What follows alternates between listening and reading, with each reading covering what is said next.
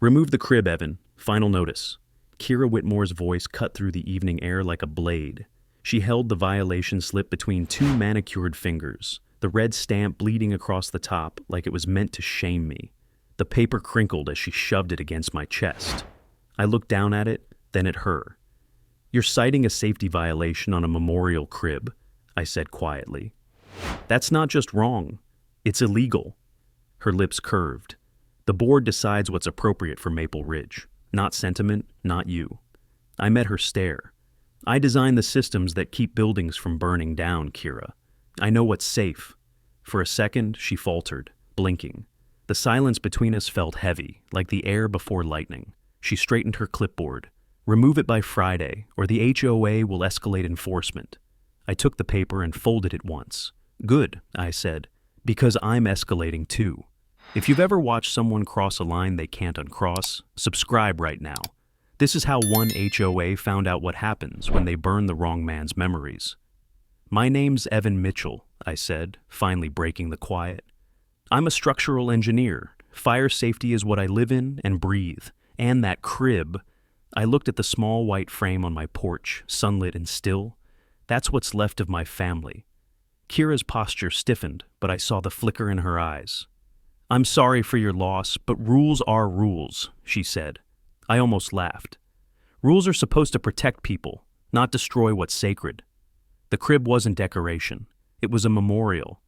I'd rebuilt it with my own hands, the same ones that had once held Claire's when she asked if we should paint the nursery pale blue or yellow, the same hands that had picked through ash the night they burned our daughter's clothes, calling it debris disposal. I'd placed the crib out front, not to provoke anyone, but because it was the last space that still felt alive. The scent of the wood polish mixed with the faint memory of lemon and smoke whenever wind swept off the greenbelt. Some nights, I swore I heard Claire humming through those slats. Kira adjusted her glasses. "You're an intelligent man. Don't make this harder than it needs to be." I held her gaze. "You already did." She shifted her weight, her confidence thinning. Behind her, the neighborhood stood quiet. Perfect lawns, same mailboxes, same silence. A curtain twitched 2 houses down. They were watching. They always were. "You're certain you want to go down this road?" she asked. "Absolutely." Kira sighed through her nose. "You'll regret that." "No," I said. "But you might." Her head snapped up. "Excuse me?" "You heard me." I kept my tone calm even. "The fire pit you used to burn my wife's things. Does it have a permit?" Her jaw tightened. For the first time, I saw something behind her eyes that looked a lot like fear. She didn't answer. She just turned and walked down the steps, heels clicking against the stone path until the sound disappeared into the dark. The porch fell silent except for the hum of the light bulb overhead. The paper in my hand felt damp against my skin. I unfolded it, read the words again, and laughed once under my breath, because they had no idea what line they had crossed. I ran my thumb over the crib's brass plaque. Claire's name gleamed faintly under the porch light. "They think they're protecting property value," I murmured, "but they just torch their own." The neighborhood looked the same as always, too quiet, too trimmed, too perfect. But under the stillness, something had cracked. Kira thought she'd won tonight. But this was just her opening move. She didn't know I'd already seen the flaw in their system, the weakness in their foundation.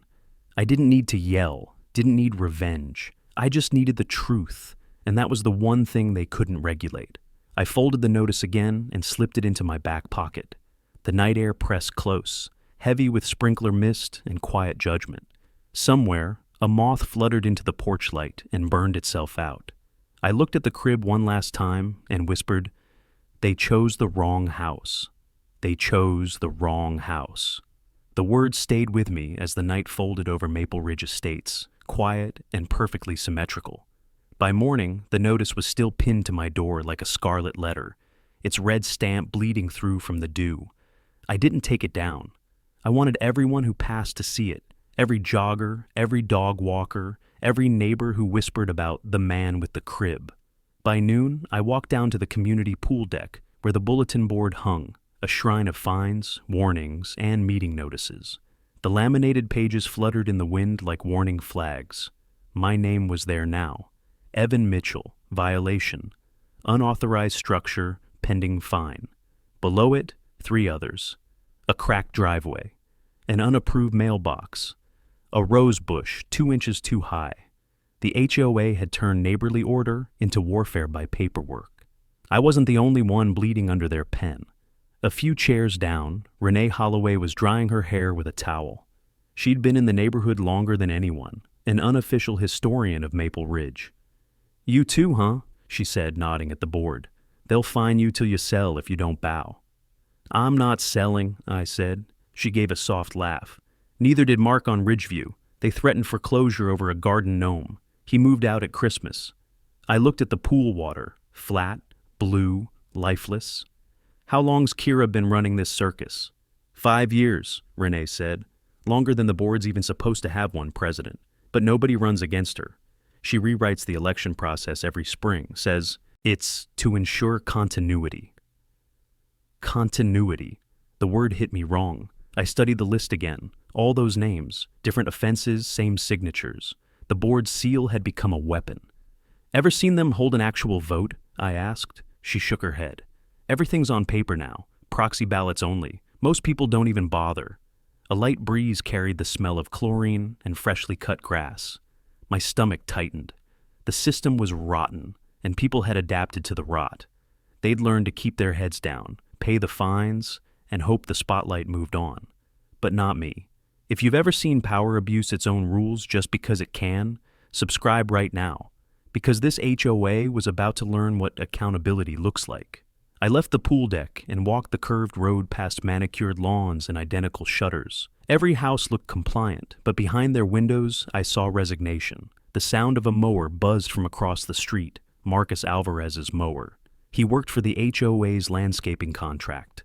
Always quiet, always precise. He paused when he saw me, lifted a hand in an awkward half-wave. His eyes darted to the board office down the road, then back to me. The hesitation told me everything. He'd seen something he shouldn't have, and he was trying to survive it. "You okay, Marcus?" I asked. He hesitated, wiped sweat from his forehead. "You should just let it go, man. They don't stop. Trust me." "Trust you?" I said gently. "Why's that sound like a warning?" He swallowed. His mower idled, loud in the silence. "Just don't poke the fire pit." He looked down at the grass like it might swallow him, then pushed the mower forward again. The sound filled the air between us until he was gone. The fire pit. So he did know something. I turned toward the greenbelt, where the stone ring sat like a forgotten altar. Even from here, I could see its edge was too close to the oak line, too shallow in depth. The bricks darkened from overuse. I knew fire design, spacing, and safety code like second nature. That pit wasn't built to spec, maybe not even legally approved, and they'd used it to burn Claire's things. The sun caught the brass on my keyring, a reflection so bright I had to squint. That's when it hit me, how I'd been blind to the simplest truth. This HOA's power wasn't moral, it was procedural. They'd hidden behind paperwork, but if their structure wasn't legal, their authority wasn't real. I stood there until a golf cart rolled by with 2 board members whispering about another citation run. One of them glanced at me, expression tight, and turned away too fast. Guilt had a shape, and I'd just seen it twice in one afternoon. Back home, I logged every violation I'd seen, every name on the board. Patterns were emerging: selective enforcement, expired signatures, duplicate forms. The engineer in me saw weak joints in the frame. As the sun went down, the sprinklers hissed back to life, misting the air.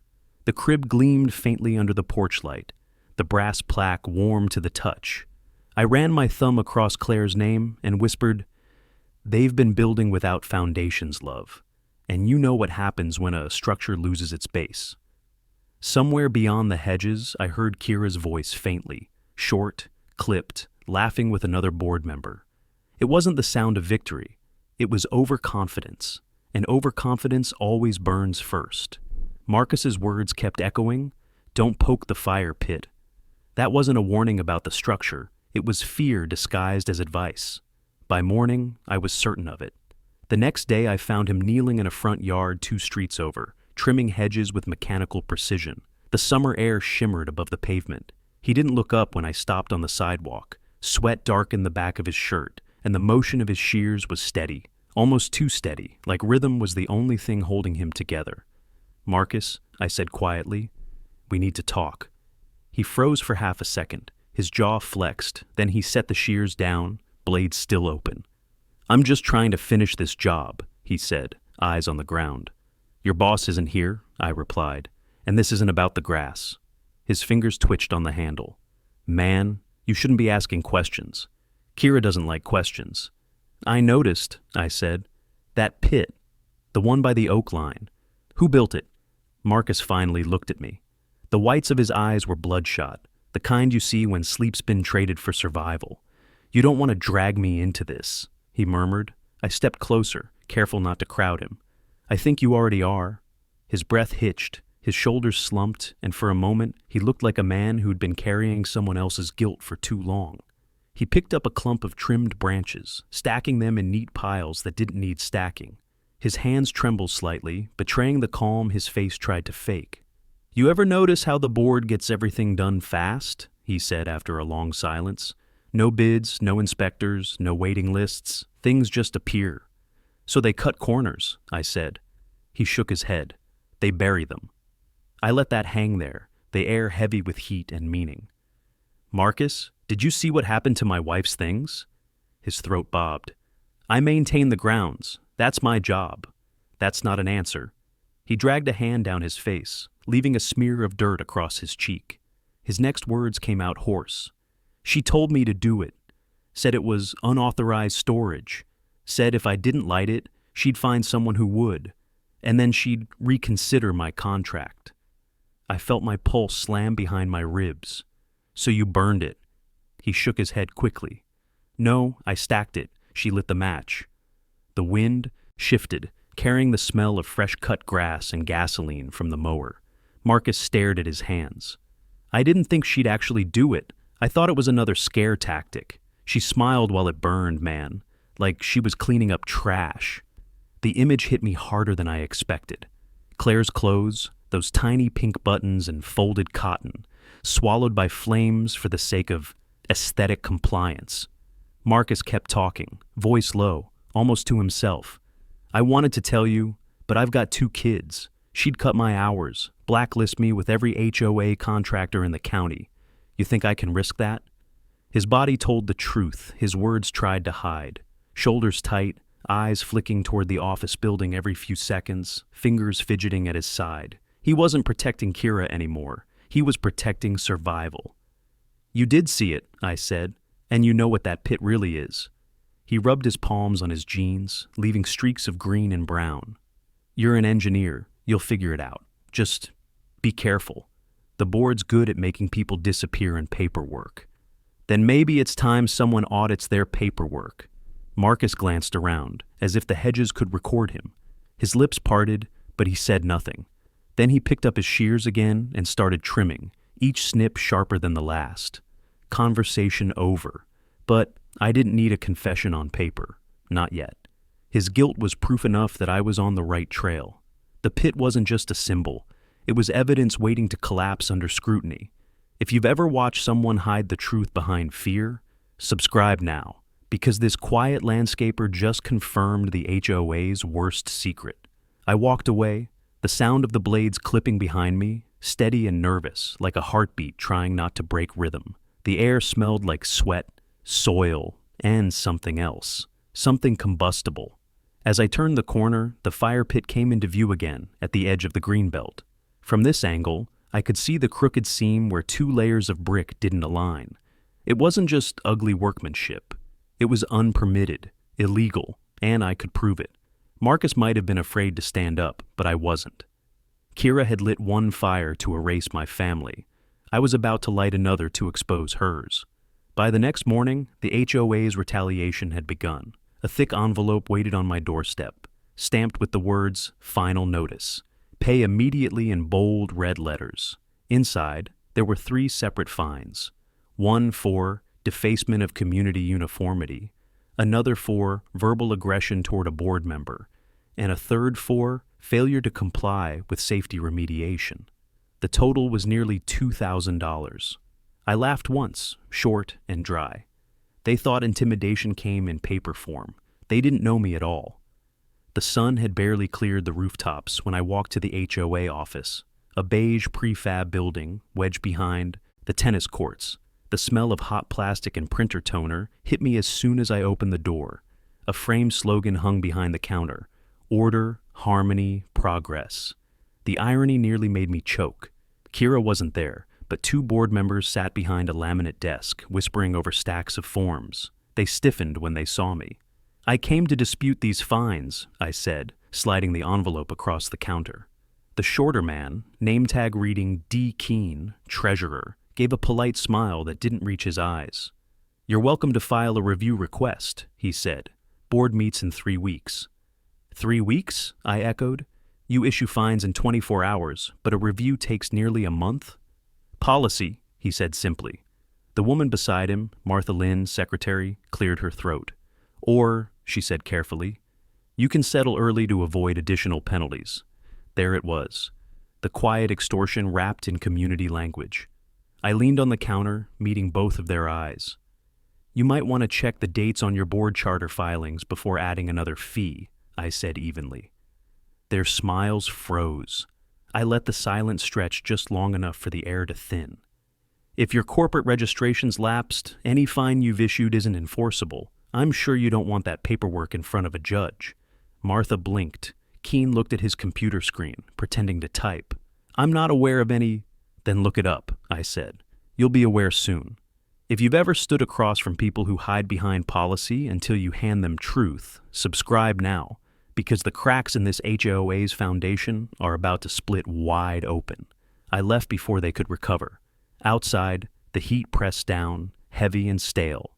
The tennis courts were empty except for a couple arguing in hushed tones near the bleachers. Their words drifted on the breeze. "They said they'd tow my car over a garden hose." Another casualty in the war of order. By the time I reached the end of the block, Kira was waiting beside her SUV, clipboard in hand. She smiled the kind of smile people wear when they have rehearsed it in the mirror. "You're making this harder than it needs to be," she said. "Paper cuts heal," I replied. She sighed. "You think you're clever. You're not the first person to threaten legal action. They always give up." "I'm not them." She stepped closer, lowering her voice. "You're one man against a system built to outlast you." "I build systems," I said. "I also know how to take them apart." Her jaw twitched, but she recovered quickly. "The board voted this morning to authorize property inspection. We'll be visiting tomorrow afternoon." "Unauthorized entry will be treated as trespassing," I said. She tilted her head. "We'll see what the bylaws say." As she turned away, something in her tone snagged at me. "We'll see what the bylaws say." It wasn't about policy. It was about power. She was daring me to prove she didn't have it. I walked home slow, letting my mind work through every angle. The fines weren't the real attack. They were a test, a way to see if I'd fold under pressure. I wouldn't. But I needed evidence that would make folding impossible for them. Marcus's warning, the pit's poor construction, the procedural inconsistencies, they were threads in a single web. I just had to trace it to the center. That night, I opened my laptop and began compiling everything: violation notices, timestamps, fee structures, policy excerpts. The engineer in me approached it like a stress test, where the frame would bend first, where it would finally break. The fire pit's photos caught my eye again. The angles were wrong, the base was uneven, the clearance to the oak line didn't meet standard fire code. But I needed more than observation. I needed proof. Permits, safety data, construction logs, something that showed the HOA had built it outside city approval. The printer whirred as I scanned each notice for patterns. The signature block on every fine bore Kira's initials. No treasurer cosign, no date verification. If the corporate charter really had lapsed, then every one of those documents was void. The phone buzzed, a message from an unknown number. "Marcus? She's mad, said you embarrassed the board today. Watch yourself." I stared at the screen, then typed back, "Thanks for the warning. Stay clear for now." Outside, sprinklers hissed again, a rhythm I'd come to associate with tension. I stepped onto the porch, the crib glowing under the light. The air smelled faintly of ash, though no fires burned. They wanted to bury me in paperwork. They forgot I read blueprints for a living. Every structure, no matter how pretty, has a fault line. And I'd just started mapping theirs. By morning, the plan had shape. I drove to the firm and unlocked the workshop, the one with concrete floors that held the day's heat, and a chemical tang from curing resins. Fluorescence flickered awake. I rolled out the drafting table, laid my phone on the mat, and opened the photos of the fire pit, every angle I'd taken since the night they burned Claire's things. Okay, I told the room, let's treat this like a failure analysis. I dropped a laser rangefinder, a contour gauge, and a digital inclinometer onto the table and sketched the pit's circle from memory. The ring wasn't a true circle. The photos showed a subtle flat at the north edge where the bricks didn't meet. I overlaid measurements using landmarks, oak trunk diameter, curb to lamppost distance, the bench pad, then used proportional scaling to extract final dimensions. The numbers settled into a pattern that didn't lie. Clearance to combustibles? Short. Vertical face to capstone? Inconsistent. Depth to base? Shallow enough to belch embers in a gust. Zoomed on a seam where mortar bled into grass. Rushed set, I muttered. Someone stacked hot and dirty. Footsteps scuffed behind me. Tom from testing leaned in. You running simulations this early? Just verifying geometry, I said. Community install. Looks pretty, burns wrong. He whistled low. Those are the dangerous ones. Who built it? That's the point, I said. I don't think anyone with a license touched it. I pulled a spare paver from the shelf, same thickness as the stones in the photos, and set it on the bench. I tapped its edge, listening for the dull thud of trapped moisture. The memory of that night, hiss, flare, the quick, dirty crack of brick heating unevenly, ran through my chest. I opened the small burn hood, lit a test flame, and walked through airflow scenarios with a smoke pencil, replicating the cross breeze I'd felt near the oak line. The smoke curled hard at the lip and licked backward, right where the ring flattened. Pressure inversion, ember slingshot. I marked the paper. Return eddy at the flat, puts ejecta straight into leaf litter. Tom nodded. Setbacks? Too tight to the tree line, I said. You can feel the draw. He eyed the photos. Permit? I looked at him. We're going to find out. He grimaced. You going after an HOA? Brave. I'm not brave, I said. I'm angry and careful. When he left, I laid out a scale model with foam, cut a ring with the same diameter I'd extracted, built the lip, and mocked the oak edge with corrugated cardboard. The shop air hummed with the hood. I ignited a small, controlled flame within the model and introduced airflow from a box fan set low. The flame bent toward the flat seam and spat flecks of ash into the oak line. I filmed it twice, then added a shallow depression to mimic their too thin bed. More flick, more ash. Unsafe by design, I said to the camera. Predictable behavior under common wind conditions. I killed the flame and set my hands on the cool edge of the bench until my pulse slowed. It would have been easy to turn this anger into heat, to let it consume me like it consumed the onesie. Claire folded with a smile. But heat was their language. Precision was mine. I grabbed a whiteboard and wrote the 3 pillars I needed to bring down the structure properly. Geometry, placement, authority. Geometry I had just demonstrated. Placement I could prove with site measurements and comparative references. Authority, the right to build and to enforce, would hinge on permits and the corporate standing I suspected was broken. My phone buzzed. Renee, heard they're scheduling inspection at your place. People are nervous. You okay? I typed back, I'm good. Tell them to document everything. She replied with a thumbs up emoji and a heart. Community wasn't a policy. It was a person willing to stand in the gap. I printed stills from the airflow test and laid them next to my annotated photos. The set looked clinical, undeniable. I knew the city inspector's language, observable metrics, repeatable demonstrations, clear risk. Give him that, and he'd write the rest himself. I packed the model into a tote and labeled it Exhibit A because I wanted to make myself smile, just once. Then I opened the codebook tabs I kept on my shelf, not to recite them at anyone, but to ensure my notes translated cleanly when I spoke to the right authority. I highlighted guidelines on setback distances, construction materials, spark arresters, and ember containment features for open fire features near vegetation. No lecturing the audience, no grandstanding. I'd show, not tell. On my lunch break, I drove a calibrated wheel back to the greenbelt and walked the perimeter like any neighbor out for steps. The wheel clicked along the turf as I traced the distance from the pit's edge to the oak drip line and then to the nearest structure. My phone time-stamped each measurement. A leaf brushed my wrist. The bark held curled scars where heat had kissed it. I photographed the char at the base of the stone ring, the misaligned seam, the hairline fissure, and a capstone. None of it screamed, but all of it whispered the same word: careless. "Got you?" I said under my breath. Back at the shop, I locked the data, backed up the video, and laid the evidence into a simple narrative chain a city inspector could follow in one pass. Defect, mechanism, risk.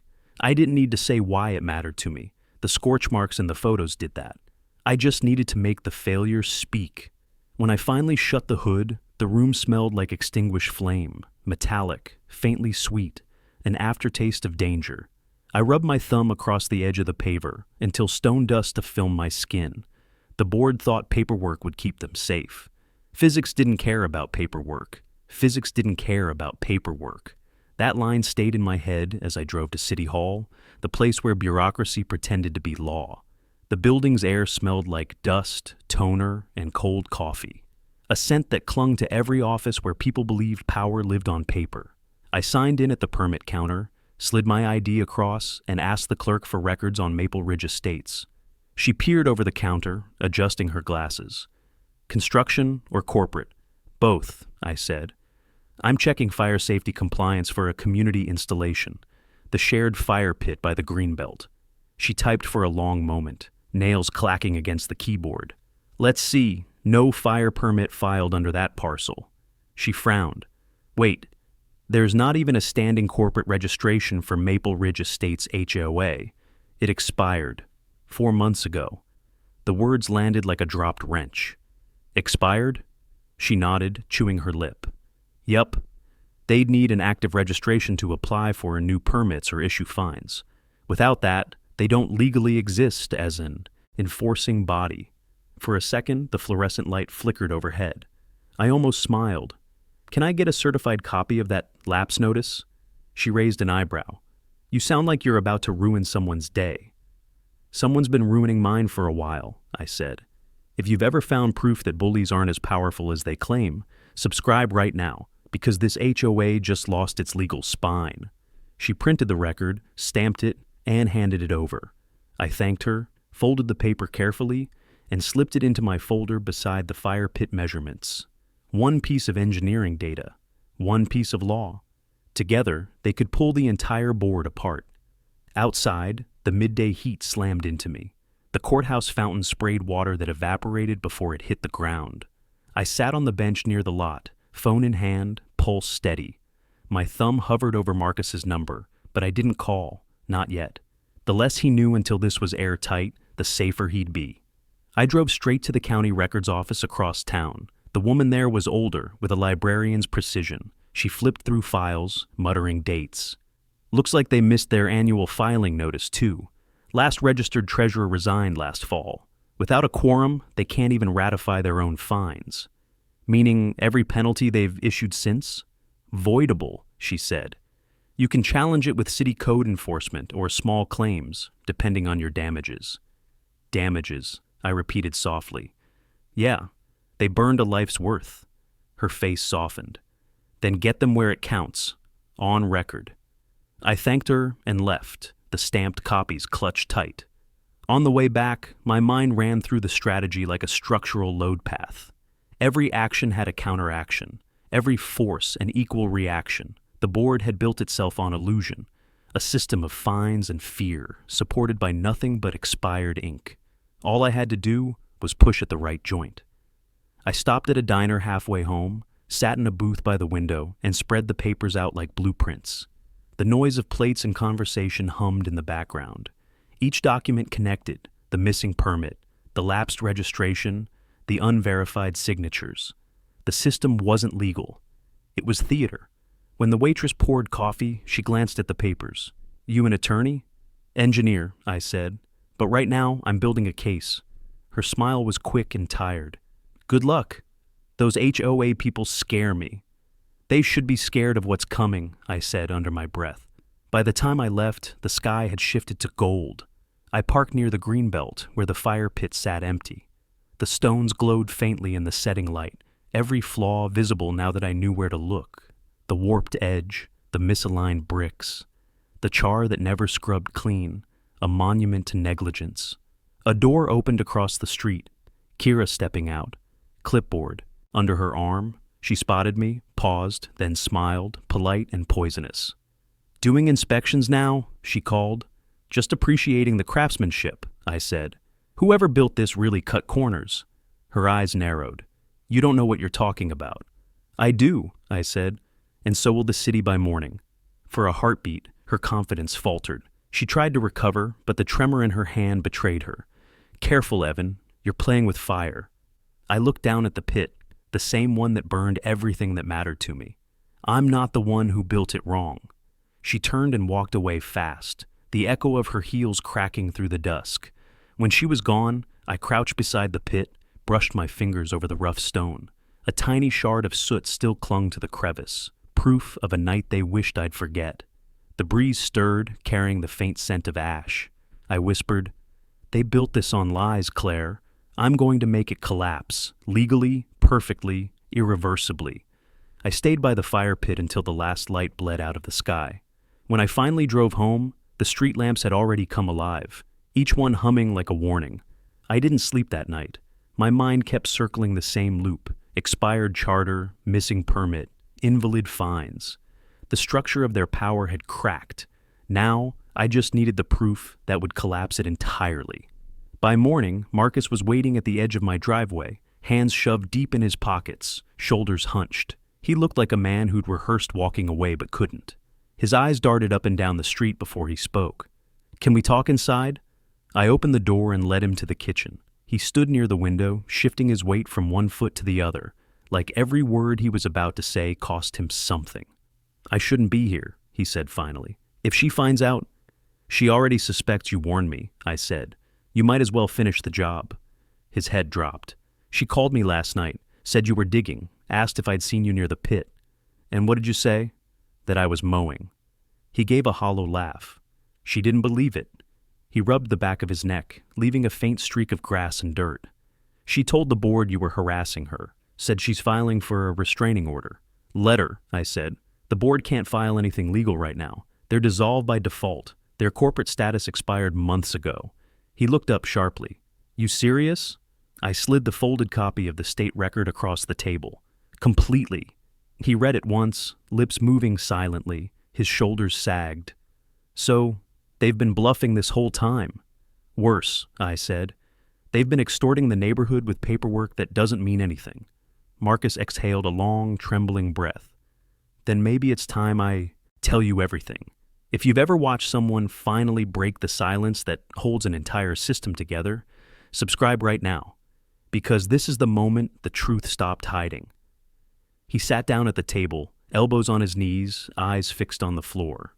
"I was there when the fire pit was built," he said. "She didn't hire a contractor. She told me to call a friend of hers, some guy from her church who owed her a favor. No permits, no inspections, just a weekend job. She wanted it done before the summer party so the board could show results." He swallowed hard. "We built it in a rush. Wrong sand mix, cheap stone. I told her it was too close to the trees, but she said nobody would care." I leaned forward. "And the night she burned my wife's things—" His hands tightened together. "She waited until dark, told me to load the box by the pit and light it. I refused. So she took the lighter herself. Said it was just trash, that you were being dramatic. When I told her it didn't feel right, she laughed and said, 'That's why you're hired help, not a homeowner.'" He looked up then, eyes wet, jaw trembling. "I didn't stop her. I just stood there like a coward while she burned it all." "You're not a coward," I said quietly. "You're the first person brave enough to tell the truth." He shook his head. "She'll come after me when this gets out." "She can't," I said. "Legally, she's nobody right now. The HOA doesn't exist. What I need from you is a statement. Just what you told me. How the pit was built. Who ordered it. What she did that night." He hesitated. "Will it be public?" "It has to be," I said. "But I'll make sure you're protected. I know people in code enforcement. They'll keep your name out until the city confirms everything. He stared at the record again, then nodded slowly. You really think you can take her down with this? I don't have to take her down, I said. She already did that herself. I'm just making it official. Marcus exhaled like he'd been holding his breath for years. He pulled a folded paper from his pocket, creased, stained, edges soft from being handled too many times. I wrote it last week, he said. Didn't know if I'd ever give it to you. Guess now's the time. I unfolded it. His handwriting was shaky but legible. It detailed the build, the date, the fire, and her name, Kira Whitmore, underlined twice. I looked up at him. This changes everything. Just promise me one thing, he said. When this is over, make sure she never does this to anyone again. I will, I said. And you'll never have to mow her lawn again. He gave a weak smile. Wouldn't that be something? When he left, I stared at the note for a long time, the ink still smudged from his hands. The confession wasn't just evidence, it was weight finally lifted. I pulled out my phone and dialed, a number I hadn't used in years. When Tom, the city inspector, picked up, I said, Tom, it's Evan Mitchell. I've got a situation in Maple Ridge you're going to want to see. I met Tom at the code enforcement field office just after lunch, the kind of municipal building hiding behind crepe myrtles and a sun-faded flag. Inside, the air ran cold enough to pebble my skin. Fluorescence hummed. A city district map covered one wall. Tom shook my hand and nodded at the tote under my arm. You brought toys. Evidence, I said. Geometry, placement, authority. We took a small conference room with a scarred table and 2 chairs that rocked. I set the foam model down, clipped my phone to a stand, and cued the airflow video. Smoke curled along the mottled lip, reversed at the flat seam, and threw ash toward the cardboard oak line. Tom leaned in. Return Eddie. I've written up plenty of these. People love pretty rings. They hate setbacks. It's worse in the field, I said. Shallow bed, misaligned capstones, scorch at the base. It's a spark factory. He tapped the screen. You got measurements? I slid the sheet across. Scaled from fixed landmarks, verified with a calibrated wheel. Distances and angles are annotated. Everything's time-stamped. He scanned the numbers, then looked up. Permit? None on record, I said. And here's the collapse point. I placed the certified lapse document beside the photos. Their corporate registration expired 4 months ago. No standing for permits, no authority to fine. Tom exhaled. That's consequential. You'll need to see it yourself, I said. I'll keep commentary to mechanisms and risk. We set the inspection for tomorrow afternoon. Before I left, I asked the only question that mattered. If the site matches this, can you post an unsafe notice? If it matches, yes, he said. Temporary closure pending remediation. And if their status is lapsed, notices go to owners, not the board. That was the lever I needed. Pressure at the right point forces a system into honest alignment. Outside, heat hit like an oven. I sat in my truck and wrote the plan on a pad. Deliver lapse copies to the treasurer and secretary. Notify neighbors they can contest fines. File a homeowner demand for a special meeting. Coordinate attendance. Prepare a plain English handout on risk and insurance exposure. Not a speech, a blueprint. I drove to Renee's. She opened the door fast. Tell me you've got something. I've got everything, I said. Her living room smelled like coffee and warm laundry. I spread documents on the ottoman and walked her through the chain. Unpermitted build, lapse status, improper fines. She listened with her hands around a mug, eyes hardening by degrees. We'll need bodies and seats, I said. Calm ones, phones out to record. I'll bring packets. People will come if they know it's real. It's real, I said. Tom's inspecting tomorrow. Then we prep tonight. We worked the phones. She texted the quiet ones, the people who'd paid and kept their heads down. I called the ones who'd muttered at the pool. I stayed clinical. Dates, distances, signatures, statutes. No rage. Rage burns out. Precision travels. By dusk, we had 15 confirmations and 8 maybes. I drafted the special meeting demand, citing the petition threshold and notice requirement. The printer spat pages until the tray ran light. We filled manila envelopes, labeled them by block, and stacked them in rows. Before I left, Renee touched my arm. You sure you're ready for the way she fights? I'm not fighting her, I said. I'm repairing load paths. Night settled as I pulled onto my street.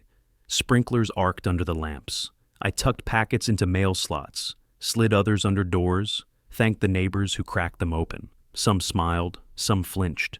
A few said nothing, but their eyes stayed on the envelopes. At home, I laid the last packet on my kitchen table beside Marcus's statement. The crib on the porch cast a thin shadow through the window. I wrote final steps. Meet Tom on site, guide, don't argue, let facts breathe, keep the neighbors close, film the posting, trigger the meeting call. I looked at Claire's brass plaque and felt ache settle into something cleaner. Not peace, direction. Tomorrow, we'd stop calling it a fire pit. Tomorrow, we'd call it what it is, a violation waiting to be removed now. Morning came with the sound of sprinklers and something heavier. Momentum. The plan was no longer theory, it was motion. I loaded the tote with the model, the documents, and the packets Renee and I finished the night before. When the sun cleared the rooftops, Maple Ridge didn't feel calm anymore. It felt like a circuit about to close. The first stop was the cafe near the highway, the only place in town where the Wi-Fi actually worked. The owner, Carl, nodded when I came in, used to seeing laptops open and people pretending not to overhear each other. I took a corner booth facing the window. My laptop hummed to life, the smell of burnt espresso cutting through the morning haze. I opened the folder labeled HOA, Collapse Sequence. Inside were 3 chains: evidence, witness, procedure. I began linking each file, time-stamping them, aligning them into a clean visual flow, a schematic of failure. Every signature, photo, and record formed a line of load transfer that ended in Kira's name. Marcus texted, "You meeting the inspector today?" "Yes." 2 p.m. "Bring your phone, record everything from the Greenbelt bench." His reply came after a pause. "You sure it's safe?" "Safer than silence," I typed back. I uploaded the critical files to a private drive and shared them with Renee and Tom. Each file was labeled by function, not drama. Fire geometry analysis, permit registry, absence, corporate lapse certificate, witness statement A1. When you build evidence like a structure, it stands on its own. The cafe door jingled. Renee stepped in, sunglasses perched high, confidence in every stride. "We're up to 20 confirmed for tonight's homeowner meeting," she said, sliding into the booth. 2 of them never even attend social events. Guess people are finally done being scared. "Good," I said. "Fear only keeps a system running when no one checks its math." She smiled faintly. "You're the only guy I know who compares rebellion to math." "It's all stress distribution," I said. "You overload one side long enough, it cracks." She passed me a manila folder. Printed copies of everyone's finds. Some are identical right down to the timestamp. They didn't even bother changing the template. I flipped through the pages. Each one bore the same digital signature, Kira's initials, and none had cosigns. "Perfect," I said. "Chain of authority invalid. Tom will love this." If you've ever been part of a moment where quiet people finally decide to stand up, subscribe right now, because tonight, this neighborhood learns what accountability looks like. We left the cafe around noon. The sun burned hot enough to blur the edges of mailboxes. Renee split off to gather neighbors while I walked the Greenbelt to double-check distances for the inspection. My measuring wheel clicked steady over the trimmed grass. The oak leaves whispered above me, shedding tiny flakes of soot that glittered in the light. Halfway around the circle, Marcus appeared from behind his mower. He cut the engine and wiped his brow. "You think she knows?" "She knows something," I said, "but not everything." He glanced toward the clubhouse.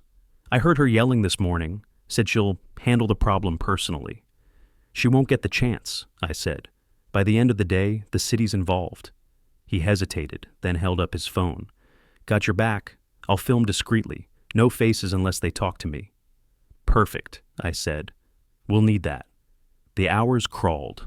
I went home, changed into a collared shirt, packed the tote with labeled evidence, and checked the drive one last time. Every file mirrored in triplicate, no single point of failure. By 1:30, I was back at the Greenbelt, the sky a hard, bright blue. Neighbors began to gather, Renee, a few couples, an older man I'd seen walking his dog. They stayed at a distance, pretending to chat while watching the pit. Word had spread. The city inspector was coming. At 1:50, Tom's white utility vehicle pulled up. He stepped out with a clipboard and a calm face that said he'd seen too many shortcuts end badly. "Afternoon," he said. "Site's ready," I replied. He measured the radius, the depth, the setback. When the numbers didn't line up with code, he didn't react, just noted them. Then, he photographed scorch marks along the base. The neighbors leaned closer. "This isn't compliant," he said finally, voice neutral but loud enough for them to hear. "Too shallow, improper distance from vegetation, no visible permit tag. I'll post a temporary closure notice pending remediation." Kira's voice cut from across the lawn. "You can't post that. This is private property." Tom turned slowly. Private property built on public safety code still requires adherence.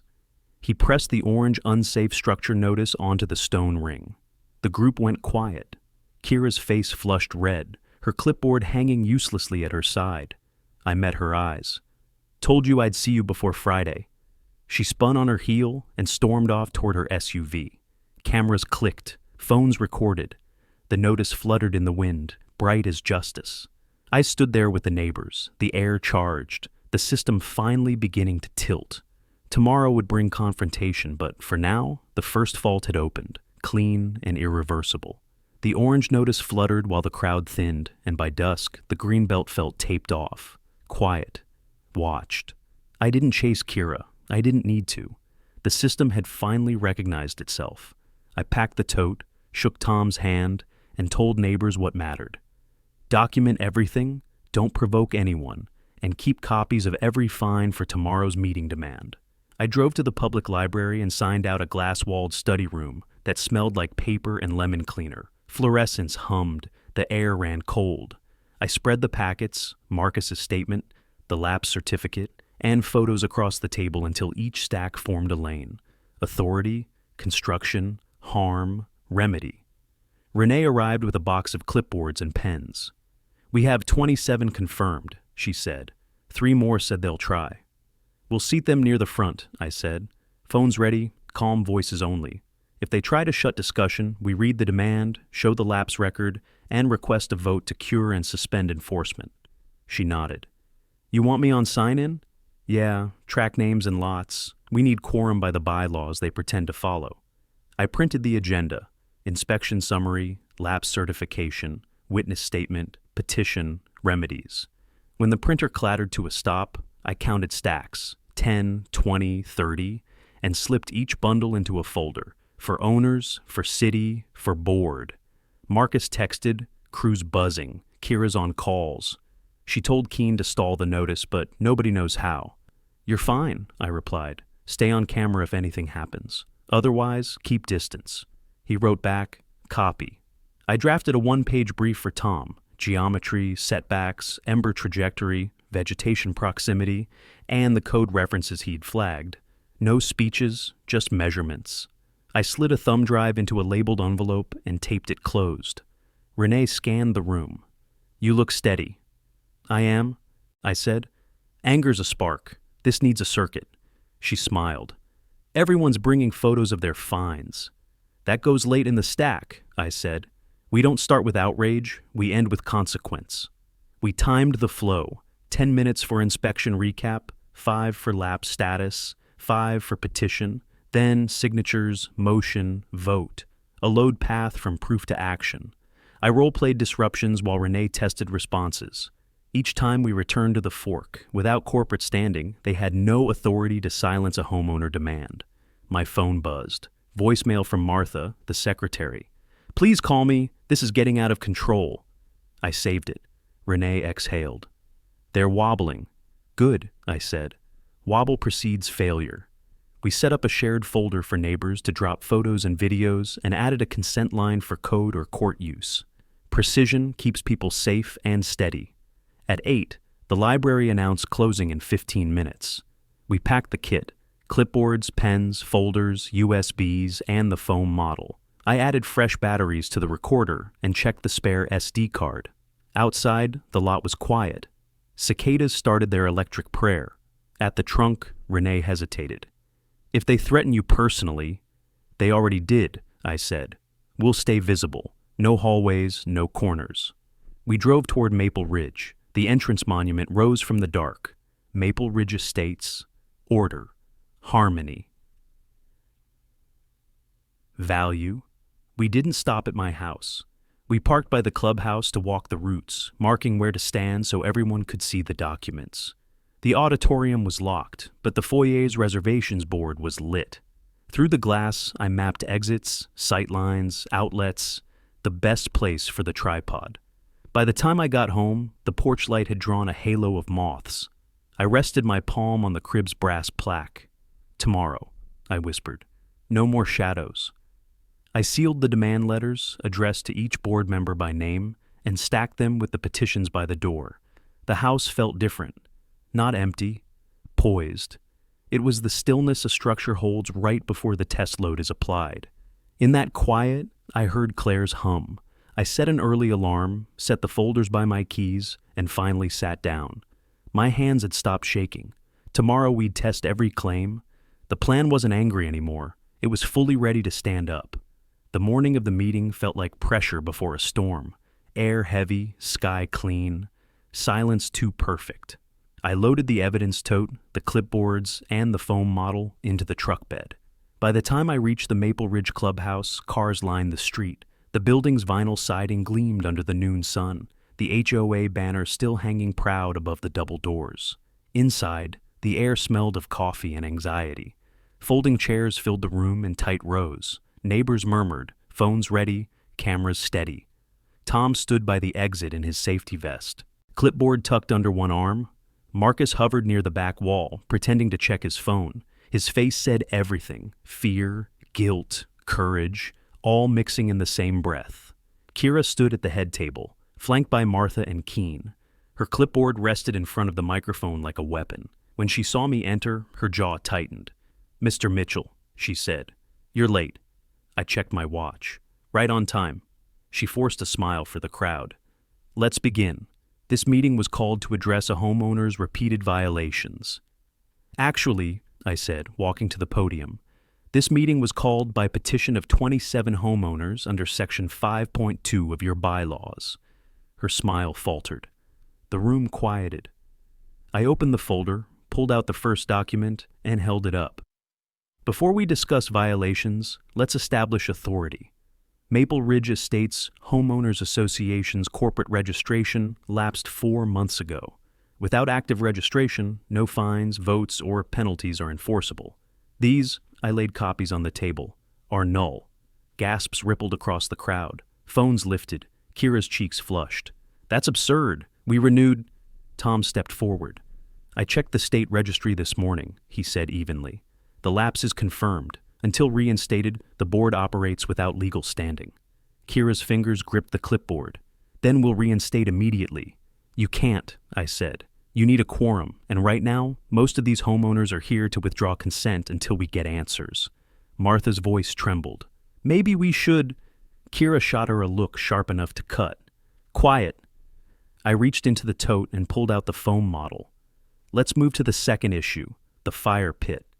Built under this board's direction, without permit, within restricted setback from vegetation.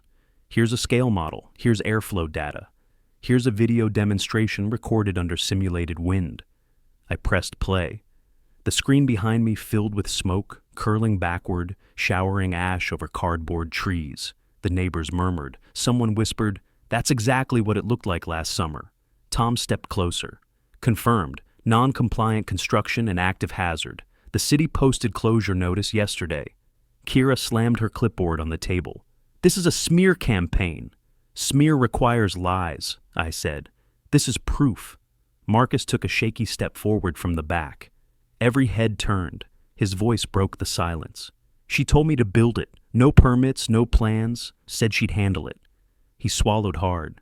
"And the night she burned Evan's things, she said it was trash." The crowd gasped. Kira's head snapped toward him. "You signed a confidentiality?" "No," he said, straightening. "You forged it. There was never a real contract." Her face drained of color. If you've ever watched Arrogance unravel under the weight of its own lies, subscribe now, because this is what real accountability looks like in public. Renee rose from the front row, holding a printed petition. We moved to suspend the current board effective immediately and appoint a transitional committee until re-registration and audit are complete. Hands shot up across the room. One after another, neighbors added signatures. The energy shifted, no longer fear, but relief. Kira tried to speak, but her voice drowned beneath the shuffle of papers, the buzz of phones recording, and the collective murmur of people realizing they didn't have to be afraid anymore. Tom nodded once, detached the orange unsafe structure copy from his clipboard, and handed it to me. "We'll post this permanently until remediation," he said. Kira pushed back her chair, face twisted. "You'll regret this, Mitchell." "I already did," I said quietly. "The night you burned my family's memory. Everything since then is just repair."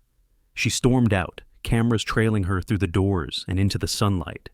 The banner above the room sagged slightly, one corner loosening from its hook.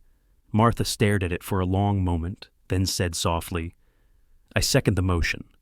Applause erupted, not wild but steady, like rain beginning after a dry season. When it quieted, I looked at the crowd. No more fines without proof. No more fear dressed as policy. We rebuild this place together, or not at all. They nodded, some crying, some clapping softly. Marcus stood near the back, hands trembling, but lighter now. Tom packed his gear. "You'll get the full report tomorrow," he said. "Good," I replied. "Tomorrow's the rebuild." The clubhouse emptied slowly, voices rising and falling like surf. Papers rustled, chairs scraped. People lingered in clusters, whispering that single word. Finally, the banner above the table sagged another inch, as if even fabric could feel relief. I stayed near the podium, watching Kira's SUV vanish down the road. For the first time since moving here, the air inside Maple Ridge didn't taste like fear. Tom stacked his clipboard. "You'll get my report in the morning," he said. "Unsafe designation stands until the structure's removed. Liability reverts to homeowners, not the board." "Appreciate it," I said. "They needed to hear it from you, not just me." He nodded. "You did the work. I just showed up." Then he left through the side door, leaving the echo of his boots and the faint smell of coffee. Renee came up beside me, cheeks streaked from tears she didn't try to hide. "It's over," she said. "Not yet," I answered. "Now comes cleanup." She smiled anyway. "Still, you changed something. People believe again." We carried the remaining petitions to the table. Martha helped fold them into envelopes, quiet and efficient. She looked 10 years older than she had at the start of the meeting. "I didn't know about the lapse," she said softly. "Kira handled filings. She told us it was renewed." "She told everyone a lot of things," I said. "Now we make it right." Marcus hovered near the back. When our eyes met, he hesitated, then walked forward. "They fired me," he said. "Kira texted the crew before she left." "I figured she would," I said. "But you won't need her anymore." He frowned. "What do you mean?" "New board, new contracts. The neighbors will vote to rehire you next week. You kept this place alive longer than any of them." He blinked hard, nodded once, and whispered, "Thank you." We stepped outside together. The sky was bleeding orange and pink, the same color as the notice fluttering on the fire pit down the hill. A small crowd had gathered there, taking photos of the orange sticker like it was a flag finally planted. The wind smelled faintly of ash and new grass. I walked ahead, hand brushing the warm air. The pit looked smaller now. Ordinary stone, ordinary mortar. Just bad design, nothing sacred. Tom's notice flapped softly. "Unsafe structure. Access prohibited." I crouched, tracing the seam with one finger. "You took everything from me once," I murmured. "And still, I'm the one who gets to fix what you broke." Renee joined me, her shoes crunching the gravel. "They're already planning the new garden," she said. "Memorial space, benches, flowers, no fire." I smiled faintly. "A better use for the ground." Back at the clubhouse, people streamed out carrying copies of the petition, shaking hands, making plans. They talked about repainting mailboxes, trimming trees, maybe even hosting a real neighborhood barbecue. No rules, just food. The silence that used to guard this place had finally broken. By the time I reached my porch, the air had cooled. The crib glowed under the light, pale wood steady against the siding. I sat beside it, the folded violation notices in one hand and the lapse certificate in the other. Paper versus paper. Fear against fact. The math had balanced at last. I ran my hand across the brass plaque. Claire's name caught the light like it always did. "We won," I whispered, "and we did it right." A car slowed at the corner, someone honking twice before waving. Renee, smiling through the open window. I waved back. Behind her, Marcus walked home with his mower, head high for once. The neighborhood lights blinked on one by one, steady even. It wasn't triumph I felt. It was repair. Systems don't heal themselves. Someone has to align them until the load evens out again. I'd done that, not for revenge, but because something built wrong will always fail eventually. I stood, took the orange copy of Tom's report from my pocket, and tacked it to the inside of my garage wall.